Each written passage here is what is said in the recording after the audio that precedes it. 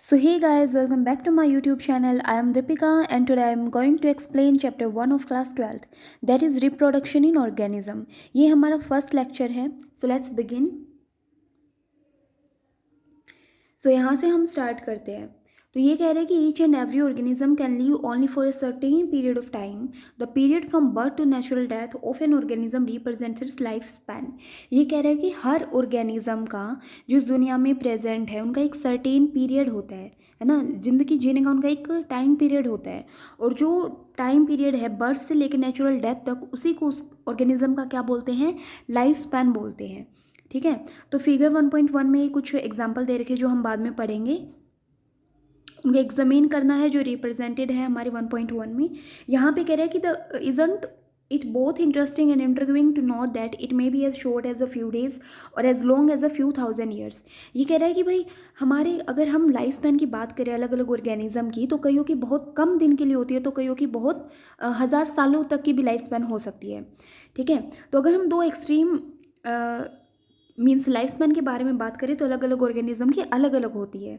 तो हम life span को साइज़ के हिसाब से रिलेट नहीं करते हैं, क्योंकि साइज़ जो है, मान लो क्रो और पैरेट का हमारा क्या है, ज़्यादा डिफरेंस नहीं होता उनके साइज़ में. लगभग साइज़ वगैरह उनका सेम टू सेम होता है. लेकिन अगर उनकी लाइफ स्पैन की बात करें तो उनमें बहुत ज़्यादा डिफरेंस होता है. क्रो की बात करें तो इसका अबाउट 15 ईयर्स होता है, और पैरेट की बात करें तो अबाउट 140 ईयर्स होता है लाइफ स्पैन. ठीक है.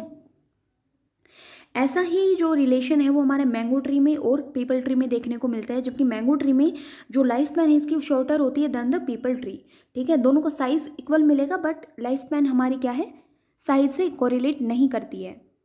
तो कैसी भी लाइफ स्पैन हो, वट एवर भी लाइफ स्पैन, छोटी हो, ज़्यादा हो, कम, कैसी भी हो, जो डेथ है हर इंडिविजुअल की वो तो सर्टेन है. डेथ तो होनी ही है. कोई इंडिविजुअल जो है हमारा इमोर्टल नहीं है, सिर्फ सिंगल सेल्ड ऑर्गेनिज्म को छोड़ के. क्यों? क्योंकि इनकी कोई नेचुरल डेथ नहीं होती है. मान लो कि एक सिंगल सेल्ड ऑर्गेनिज्म है, तो ये डिवाइड करेगा अपनी दो सेल के अंदर. तो ये इसका जो साइटोप्लाज्म है, या ये जो सेल है, ये दो में जिंदा रह रही है अपनी डॉटर सेल के अंदर. तो इसका हम ये कहते हैं no natural death is occur for the single celled organism. So given this reality, have you ever wondered कि अपना जो प्लांट और एनिमल स्पीसीज़ हैं हमारे इस दुनिया में जो एग्जिस्ट करते हैं, कितने सालों से हैं, कोई कितने सालों से है, इस तरीके से उनकी लाइफ स्पैन के बेस पे हम उसकी एज भी वगैरह मतलब ये सब निकालते हैं. There must be some process in living organism that ensure this continuity. कुछ प्रोसेस होती है जो इनकी कॉन्टीन्यूटी को इंश्योर करती हैं. Yes, we are talking about reproduction, जैसे रिप्रोडक्शन हो गया. ठीक है. Something that we take off for granted. So यहाँ कुछ एलिफेंट वगैरह हो गया, रोज़ हो गया, डॉग हो गया, बटरफ्लाई, क्रो, तो इन सब की दे रखी है. तो इसकी मिनिमम 60-70 होगी. ठीक है. तो इस तरीके से आपको सबकी लाइफ स्पैन के बारे में पता होना चाहिए. बटरफ्लाई की 1 to 2 वीक्स दे रखी है, क्रो की जो है 15 ईयर्स दे रखी है, डॉग की जो है 22 ईयर्स के आसपास या 15 ईयर्स के आसपास होती है. ऐसे ही यहाँ पे पैरेट की 140 दे रखी है, फ्रूट फ्लाई की 1 to 2 वीक के नियर होती है, 1 वीक के नियर होती है. ठीक है. क्रोकोडाइल की 16 ईयर्स होती है, राइस प्लांट की 4 मंथ होती है, टोर्टवाइज की 100 to 150 ईयर्स. ऐसे ही हमारी जो लाइफ स्पैन है अलग अलग ऑर्गेनिज्म की, प्लांट की, वो आपको देखनी है. सो अगर हम आगे बात करते हैं, तो अगर हमारा आगे जो टॉपिक है वो क्या आता है, रिप्रोडक्शन का. भाई रिप्रोडक्शन क्या होता है, तो रिप्रोडक्शन एक बायोलॉजिकल प्रोसेस होती है जिसमें हमारा एक ऑर्गेनिज्म जो है वो यंग वंस को क्या करता है, पैदा करता है. ठीक है. उसके जो ऑफस्प्रिंग है उसको क्या बोलते हैं हम, यंग वंस को क्या बोलते हैं, ऑफस्प्रिंग बोलते हैं, जो उसी की तरह दिखेगा. ठीक है. Similar to itself. अब कह रहा है कि ये जो ऑफस्प्रिंग है, जो उसने भाई ये यंग वंस पैदा किया है, ये क्या करेगा, साइज में बड़ा होएगा, मैच्योर होएगा, फिर ये अपने ही जैसे नई ऑफस्प्रिंग को प्रोड्यूस करेगा. तो एक साइकिल चलती है भाई, उसका बर्थ होता है, फिर ग्रोथ होती है, फिर डेथ हो जाती है. ठीक है. सो ये एक पर्टिकुलर साइकिल चलती है हमारी लाइफ स्पैन के अंदर. तो reproduction enables the continuity of the species. हमेशा याद रखना कि जो कॉन्टिन्यूटी स्पीसीज की, मीन्स एक स्पीसीज के बाद दूसरी स्पीसीज, उसके बाद फिर उसी उसी जनरेशन की दूसरी स्पीसीज, तो ये क्या है, इसको कौन संभाले रखता है. तो रिप्रोडक्शन के थ्रू ही तो ये कॉन्टिन्यूटी होती है ना स्पीसीज की, जनरेशन आफ्टर जनरेशन. ठीक है. इसके बारे में चैप्टर 5 में डिटेल में पढ़ते हैं कि कैसे जेनेटिक वेरिएशन जो है वो हमारी रिप्रोडक्शन के दौरान क्रिएट होती है, इनहेरिटेड होती है. इनहेरिटेड मीन्स पेरेंट्स से ऑफस्प्रिंग के अंदर ट्रांसफर होती है. ठीक है. यहाँ पे देखा जाए तो there is a large diversity in the biological world and each organism has evolved its own mechanism to multiply and produce offspring. भाई यहाँ पे बहुत ज़्यादा डाइवर्सिटी है, हमारी इस दुनिया में बहुत ज़्यादा डाइवर्सिटी है हर ऑर्गेनिज्म की। कौन कहाँ कैसा मैकेनिज्म शो करता है वो उस पर डिपेंड करता है, और फिर वो मल्टीप्लाई करेगा और प्रोड्यूस करेगा अपने जैसे ऑफस्प्रिंग। ठीक है, तो ये डिपेंड करता है उसके ऊपर, उसका खुद का एक पर्टिकुलर मैकेनिज्म होता है, हर ऑर्गेनिज्म का अलग अलग होता है। ऑर्गेनिज्म की हैबिटेट होगी, उसकी इंटरनल फिजियोलॉजी हो गई, और बाकी के जो अदर फैक्टर्स हैं उन सबको मिला के वो रिस्पॉन्सिबल होते हैं कि वो कैसे प्रोड्यूस करता है। ठीक है, तो based on whether there is a हाँ, हमारे यहाँ ध्यान रखना है कि हमारे एसेक्सुअल टाइप का और सेक्सुअल टाइप का दो टाइप की रिप्रोडक्शन होते हैं। एसेक्सुअल क्या है, देखो हमारे क्या है, एक ऑर्गेनिज्म है या दो हैं, इसके टाइप पे हमारे दो टाइप की रिप्रोडक्शन होगी, एसेक्सुअल सेक्सुअल। एसेक्सुअल में हमारा क्या ऑफस्प्रिंग प्रोड्यूस होता है सिंगल पेरेंट से। ये हो सकता है गैमेट फॉर्मेशन हो और हो सकता है गैमेट फॉर्मेशन ना भी हो। ठीक है, बट पेरेंट एक रहेगा, that is the asexual. Sexual में क्या है, दो पेरेंट की नीड होती है रिप्रोडक्टिव प्रोसेस में पार्टिसिपेट करने के लिए, और अपोजिट सेक्स मीन्स एक मेल है तो एक फीमेल है, उनके गैमेट हैं वो फ्यूज होंगे, then sexual reproduction will occur. So asexual reproduction के बारे में हम पढ़ लेते हैं, अभी अभी पढ़ा है। एसेक्सुअल मीन्स यहाँ पे सिंगल पेरेंट है। ठीक है, इस मेथड में हमारा सिंगल पेरेंट है, वो अपने ही जैसे ऑफस्प्रिंग को प्रोड्यूस करता है। और यहाँ पे मेन बात क्या है जानने की, कि हमारे जो ऑफस्प्रिंग प्रोड्यूस होते हैं वो आइडेंटिकल ही नहीं होते एक दूसरे की, वो बिल्कुल एग्जैक्ट कॉपी होते हैं अपने पेरेंट की। जो पेरेंट दिखता है उनका ऑफस्प्रिंग भी बिल्कुल वैसे के वैसे दिखता है, तो जेनेटिकली भी सिमिलर होते हैं। ठीक है, तो इस तरीके से उनको क्लोन बोलते हैं। क्लोन वर्ड कहीं भी आ जाए इसका मतलब क्या है, उनकी मॉर्फोलॉजी, मॉर्फोलॉजी मतलब बाहर से दिखते कैसे हैं वो वाला स्ट्रक्चर, और जेनेटिकली वो है एक दूसरे की सिमिलर होते हैं, दैट इज कॉल्ड क्लोन। ठीक है, एसेक्सुअल रिप्रोडक्शन के बारे में हमने पढ़ लिया। यहाँ पे हमें दो एग्जाम्पल दिए गए हैं, एक तो हमारा किसका, अमीबा का दिया गया है कि इसकी एक सेल है वो पर्टिकुलर डिवाइड करेगी, उसका पहले तो न्यूक्लियस डिवाइड करेगा, फिर वो पर्टिकुलर साइटोप्लाज्म डिवाइड करेगा और दो डॉटर सेल में कन्वर्ट हो जाएंगी। और यहाँ पे हमारा एग्जाम्पल दिया गया है कि इसका यीस्ट का, कि यीस्ट की जो सेल है हमारी उस पर एक छोटी सी बड़ आती है, वो थोड़ी ग्रो करती है और बाद में लेटर और ग्रो करके वो इससे डिटैच हो जाती है और फिर नया यीस्ट प्रोड्यूस करती है। So this process of yeast is called the budding, और ये जो अमीबा में हो रही है that is a binary fission. Fission मतलब एक सेल का डिवाइड हो जाना, बाइनरी मतलब दो के अंदर। ठीक है, मल्टीपल फिशन भी होता है तो सेल डिवाइड होती है बहुत सारी सेल के अंदर। सो यहाँ पे हमें ध्यान देना है कि लेट अस सी हाउ, देखो एनसीईआरटी में जो एग्जाम्पल दे रखे हैं वहीं से हम इस चैप्टर की रीडिंग फिर से कर सकते हैं ना। हम जितना एग्जाम्पल से समझते हैं वही थ्योरी में लिख रखा है, तो हम एग्जाम्पल को ध्यान से पढ़ना होता है, हमें एग्जाम्पल बिल्कुल ध्यान से पढ़ना होता है। सो यहाँ है कि let us see how wide spread asexual reproduction is among different group of organism. ये कह रहे हैं कि एसेक्सुअल रिप्रोडक्शन कहाँ कहाँ होता है, तो ये भाई कॉमन होता है सिंगल सेल्ड ऑर्गेनिज्म में, कुछ प्लांट और एनिमल्स में जो बहुत सिंपल ऑर्गेनाइजेशन होता है जिनका, तो वहाँ पे ये अपना कॉमन होता है। प्रोटिस्टा और मोनेरा की बात करें तो मोनेरा में क्या आते हैं, हमारी प्रोकार्योटिक होते हैं, यूनिसेलुलर प्रोकार्योटिक टाइप। ठीक है, और ये क्या है हमारे यूकार्योटिक में आ जाते हैं, यूनिसेलुलर। तो यहाँ पे हमारे हैं कि ऑर्गेनिज्म और parent cell divides by mitosis into two to give rise to new individuals. इनमें क्या होता है कि एक सेल है वो पर्टिकुलर दो सेल में डिवाइड होती है। भाई ये कर क्या रही है, सेल डिवीज़न कर रही है, बट ये सेल डिवीज़न ही एक टाइप का रिप्रोडक्शन है ना। ये सेल अपनी दो डॉटर सेल भी बना रही है। तो यहाँ इन लोगों में क्या होता है, इन लोगों में जो सेल डिवीज़न है वो पर्टिकुलर एक टाइप का रिप्रोडक्शन होता है, जो हमारे फिगर 1.2 में देखने को मिला। यहाँ हमने देखने को मिला ना, अमीबा के अंदर देखने को मिला। ठीक है, सो यहाँ हमारे और एग्जाम्पल दिए गए हैं पर्टिकुलर, वो हम पढ़ते हैं। सो सबसे पहला जो एग्जाम्पल दिया गया है वो किसका दिया गया है, ये हमारा क्लाइमाइडोमोनास का दिया गया है, और ये जूस्पोर दिखा रखे हैं। ठीक है, तो क्लाइमाइडोमोनास में एसेक्सुअल रिप्रोडक्शन किसके थ्रू होता है, जूस्पोर्स के थ्रू। और ये क्या है, मोटाइल फ्लैजिला है ना, मोटाइल दो फ्लैजिला है यहाँ पे। ये किसका है, ये पेनिसिलिन का दे रखा है। पेनिसिलिन में क्या होता है, कॉनिडिया। ठीक है, फिर ये वाला एग्जाम्पल हाइड्रा का दे रखा है। हाइड्रा किसके एग्जाम्पल है, that is the example of सीलन ट्रेट। सीलन ट्रेट में हमने हाइड्रा पढ़ा था, फ्रेश वाटर ऑर्गेनिज्म है। ठीक है, सो ये इसका माउथ है, ये टेंटिकल्स हैं, और यहाँ बडिंग शो हो रही है, तो बडिंग इन हाइड्रा। हाइड्रा में हमारा बडिंग भी होता है, हमारा फ्रेगमेंटेशन भी होता है, हमारा रीजनरेशन भी होता है, तीनों चीज़ होती है हमारी ये सेक्सुअल रिप्रोडक्शन की। ये वाला फिर से हमारा एनिमल्स में क्या दिखा रखा है, स्पंजेस। स्पंजेस मतलब पोरीफेरा का एग्जाम्पल है, और गैम्यूल फॉर्मेशन होती है, और गैम्यूल फॉर्मेशन एक टाइप का एसेक्सुअल रिप्रोडक्शन होता है। ठीक है, सो फर्स्ट वाला हमने देखा था zoospore of Chlamydomonas, second penicillium conidia में पेनिसिलियम में कोनिडिया, और हाइड्रा में बडिंग होती है, और स्पंजेस में गैम्यूल फॉर्मेशन। सो ये एग्जाम्पल हो गए अपनी। फिर यहाँ बात करते हैं, यही चीज़ें फिर से यहाँ दिखा रखी कि बहुत सारे सिंगल सेल ऑर्गेनिज्म हैं, वो रिप्रोड्यूस करते हैं बाइनरी फिशन से, जहाँ पे एक सेल दो में कन्वर्ट हो जाती है, बाद में वो थोड़ी ग्रो करने के बाद अडल्ट में कन्वर्ट हो जाती है। ये कहाँ देखने को मिलता है? अमीबा और पैरामीशियम के अंदर। यीस्ट में हमने क्या देखा था? बडिंग देखनी थी, है ना। बडिंग में क्या होता है? एक पेरेंट सेल है, उसमें क्या होता है पर्टिकुलर उसकी उस पेरेंट सेल पे हमारा एक बड आना शुरू हो जाती है, और धीरे धीरे वो थोड़ी ग्रो करेगी और बाद में डिटैच हो जाती है। जब वो डिटैच हो जाती है तो एक अनइक्वल और छोटी सी बड मीन्स हमें देखने को मिलती है ना। सो बाद में जो है वो ग्रो करती है, मैच्योर होती है, नई यीस्ट सेल बना लेगी, ठीक है। अच्छा, ये वाला थोड़ा और इम्पोर्टेंट है। यहाँ क्या दिखा रखा है कि अमीबा के बारे में और डिटेल दे रखी है। क्या कह रहा है कि अगर अनफेवरेबल कंडीशन है ना, तो अमीबा में जो स्यूडोपोडिया होता है, तो वो स्यूडोपोडिया को विड्रॉ करेगा, और वहाँ पे क्या करेगा, जैसे ये अमीबा है तो इसके बाहर 3 लेयर आ जाती हैं, ठीक है, 1 2 3। तो ये अमीबा के बाहर 3 लेयर आ जाती हैं, हार्ड कवरिंग, जिसको सिस्ट बोलते हैं। तो इस फिनोमेना को क्या बोलते हैं? एनसिस्टेशन। ये कब होता है? जब अनफेवरेबल कंडीशन होती है। अच्छा, अगर फेवरेबल कंडीशन आ जाए तो क्या होता है? तो ये जो एनसिस्टेड अमीबा है, इसके अंदर क्या होता है? मल्टीपल फिशन शुरू हो जाएगा।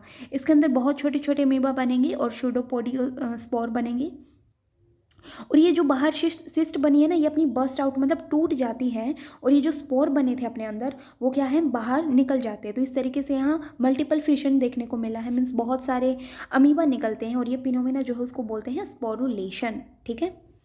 तो अनफेवरेबल कंडीशन में एंसेस्टेशन, फेवरेबल में हमारा बाद में लेटर स्पोरुलेशन हो जाता है। ध्यान रखना ये चीज़ें, अमीबा के बारे में दिखा रखा है। अच्छा, यहाँ फिर और एग्जांपल दे रखे हैं। यहाँ क्या है? पोटैटो में हमारे आइज़, इनको ट्यूबियर्स भी बोल सकते हैं, तो ये पोटैटो में देखने को मिलता है। ये जिंजर में क्या है? हमारी राइजोम देखने को मिलता है, ठीक है। और यहाँ फिर आगे क्या है? ये है हमारा अगेव। अगेव में क्या है? बुलबुल और एडवेंटिसस बर्ड्स। ये किसका एग्जाम्पल है? ये लीफ है किसका? ब्रायोफाइलम का। इसमें लीफ बर्ड होती हैं, ठीक है। और ये तो हमें सबको पता है, वोटर हाइसेंथ है, इकोर्निया है, जिसके अंदर हमारा ऑफसेट है, एसेक्सुअल रिप्रोडक्शन, ठीक है। सो ये जो है, अब हमने ये सारे प्लांट के बारे में पढ़ा है। तो प्लांट में क्या होता है? जो एसेक्सुअल रिप्रोडक्शन है उसी को वेजिटेटिव रिप्रोडक्शन या वेजिटेटिव प्रोपेगेल बोल देते हैं हम इसको, ठीक है। तो वेजिटेटिव रिप्रोडक्शन बोल देते हैं हम प्लांट के अंदर इसको पर्टिकुलर। तो फर्स्ट एग्जाम्पल था पोटैटो, जिसमें आइज देखने को मिली थी, जिंजर में राइजोम, बुलबुल ऑफ अगेव, और ये था हमारा लीफ बर्ड्स ब्रायोफाइलम के अंदर, और ऑफसेट इन वाटर हाइसेंथ। अच्छा, ऑफसेट वाटर हाइसेंथ में ही नहीं, पिस्टिया में भी होता है। एक और एग्जांपल याद रख लेना, ठीक है। यहाँ बात करते हैं कि अगर हम किंगडम फंजाई और सिंपल प्लांट की बात करें, जैसे एल्गी हो गया, तो उनमें हमारा रिप्रोडक्शन होता है कुछ एसेक्सुअल रिप्रोडक्टिव स्ट्रक्चर से। जैसे जूस्पोर, अभी अभी हमने ऊपर जो है हमने पढ़ा था जूस्पोर, ठीक है, क्लाइमाइडोमोनास के अंदर देखने को मिला था एल्गी के अंदर, और वो मोटाइल होता है, हमने ऊपर पढ़ लिया था ये, ठीक है। अदर एग्जाम्पल है, ये सब हमने ऊपर पढ़ लिए थे अपने जो पर्टिकुलर डायग्राम दे रखे थे उसके अंदर, पेनिसिलिया में कोनिडियम, हाइड्रा में बडिंग, और gemmule formation in sponges that is Porifera. अच्छा, फिर उसके बाद में हम बात करते हैं कि वेजिटेटिव रिप्रोडक्शन एक टाइप का एसेक्सुअल रिप्रोडक्शन है, हाँ, ठीक है, ये हम प्लांट के लिए यूज़ करते हैं। अच्छा, while in animals and other simple organism, जो एसेक्सुअल यूज्ड है अनएम्बिगुअसली, इन प्लांट्स में इसको वेजिटेटिव रिप्रोडक्शन बोलते हैं, जो मैंने अभी अभी बता दिया। प्लांट्स में क्या होता है? जो वेजिटेटिव प्रोपगेशन है, जैसे रनर हो गया, तो रनर जो है ये किस में देखने को मिलता है? ग्रासेस वगैरह में देखने को मिलता है। राइजोम का अभी अभी एग्जाम्पल पढ़ा था, क्या है? एक बनाना एग्जाम्पल है, और एक हमने अभी अभी पढ़ा था दैट इज अ जिंजर, ठीक है। सकर का जो एग्जाम्पल है that is jasmine and mint. Tuber potato, offset का 2 एग्जाम्पल पढ़े थे, एक वाटर हाइसेंथ पढ़ा था, एक मैंने अभी बताया पिस्टिया। बल्ब किसके अंदर देखने को मिलेगा? ओनियन के अंदर। ये सारे एग्जाम्पल हमें याद रखने हैं, ठीक है। तो ये सारे जो है वो क्या करेंगे? नए ऑर्गेनिज्म या नए ऑफस्प्रिंग को प्रोड्यूस करते हैं। और ये जो स्ट्रक्चर्स है ना, ये जो स्ट्रक्चर है इनको क्या बोलते हैं? वेजिटेटिव प्रोपेग्यूल, ठीक है। तो ये क्वेश्चन पूछ सकते हैं कि भाई हमारे बनाना के अंदर क्या होता है? तो बनाना में राइजोम होता है। जैस्मीन के अंदर क्या होता है ना। तो ये सब एग्जाम्पल पूछ सकते हैं कि ओनियन में क्या होता है? बल्ब होता है। अच्छा, मैंने अभी अभी बताया था कि हाइड्रा के अंदर हमारा 3 टाइप का देखने को मिलता है, हमें बडिंग भी देखने को मिलती है, रीजनरेशन भी, फ्रेगमेंटेशन भी। यहाँ फ्रेगमेंटेशन के बारे में बता रखा है, देखो क्या होता है। देखो कि कई बार क्या होता है कि since the formation of this structure does not, यहाँ पे 2 पेरेंट की जरूरत नहीं पड़ती, तो दैट इज वी से this type of reproduction is asexual. तो इसमें क्या होता है, कुछ ऑर्गेनिज्म में अगर बॉडी जो है वो कुछ डिस्टिंक्ट पीसेज में ब्रेक डाउन हो जाती है, मीन्स अगर कुछ हिस्सों में, जैसे ये हमारी एक बॉडी है, वो हमारी 3 हिस्सों में जो है वो टूट गई, एक वाला ये, एक ये पोर्शन, एक ये पोर्शन। अल्टीमेटली हर फ्रेगमेंट जो है वो कैपेबल होता है नया ऑफस्प्रिंग प्रोड्यूस करने का, अडल्ट में कन्वर्ट होने का। तो ये पूरा एक टाइप का हमारा हाइड्रा बना लेगा, ये पूरा एक टाइप का हाइड्रा, ये हाइड्रा का एग्जाम्पल था, ठीक है। ये भी पूरा एक टाइप का हाइड्रा बना लेगा। इस टाइप के मोड ऑफ एसेक्सुअल रिप्रोडक्शन को हम फ्रेगमेंटेशन बोलते हैं, ठीक है। यहाँ पे हम बात करते हैं कि एक टेरर ऑफ बंगाल, ये बहुत बार क्वेश्चन पूछा जाता है कि टेरर ऑफ बंगाल क्या है, ठीक है। सो यहाँ पे ये कुछ नहीं है, बस एक्वेटिक प्लांट है, वाटर हाइसेंथ है।